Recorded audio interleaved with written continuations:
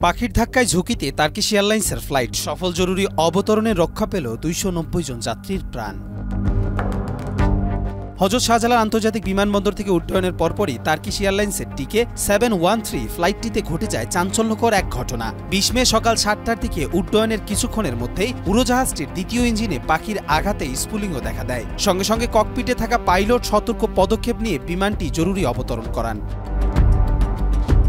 LME certified বিশ্বসেরা কপারে তৈরি Walton cables, যা আপনার স্থাপনাকে রাখবে সব সময় নিরাপদ। দ্রুত প্রতিক্রিয়ায় চালিত এই সিদ্ধান্তে উড়োজাহাজের ২৯০ যাত্রী ও কেবিন ক্রুরা নিরাপদে উদ্ধার হন। পরবর্তীতে টার্কিশ এয়ারলাইন্স এক বিবৃতিতে জানায়, ইঞ্জিনের সমস্যা দেখা দেওয়ার পরপরই ফ্লাইটটি নিরাপদভাবে ফিরে আসে এবং রানওয়েতে থামানো হয়। উড়োজাহাজটির অবস্থা পর্যালোচনায় রাখা হয়েছে এবং মেরামতের প্রক্রিয়া চলছে। ঘটনার পর যাত্রীদের কাছাকাছি হোটেলে অবস্থান ও বিশ্রামের ব্যবস্থা করেছে এয়ারলাইন্স কর্তৃপক্ষ।